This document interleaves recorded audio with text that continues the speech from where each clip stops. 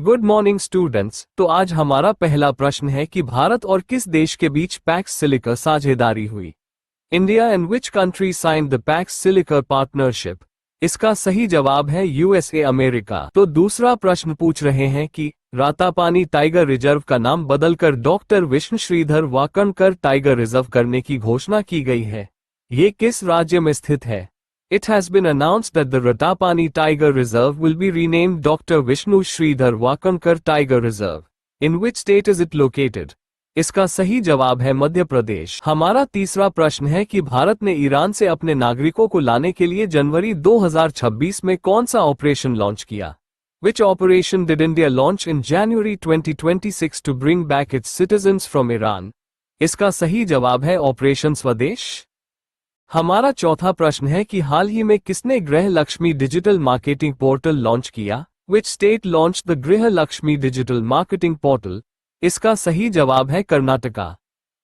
हमारा पांचवा प्रश्न है कि भारत में दुनिया का सबसे बड़ा ग्रीन अमोनिया प्लांट कहां पर विकसित किया जा रहा है?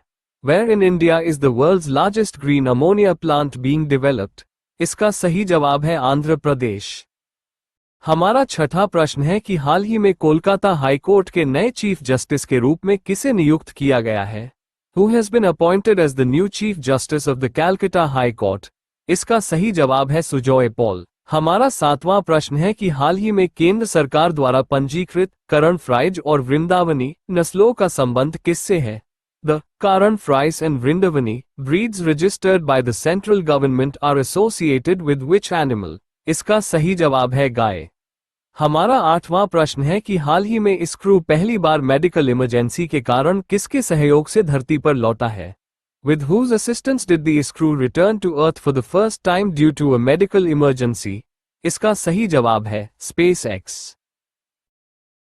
हमारा नौवां प्रश्न है कि हाल ही में इंटरसेक्ट 2026 का आयोजन कहां किया गया? Where was Intersect 2026 held? इसका सही जवाब है दुबई। हमारा आखिरी प्रश्न है कि भारत 2026 में ब्रिक्स की अध्यक्षता करेगा। इसकी थीम क्या है? India will hold the BRICS presidency in 2026। What is its theme? इसका सही जवाब है लचीलापन, नवाचार, सहयोग और स्थिरता के लिए निर्माण। धन्यवाद।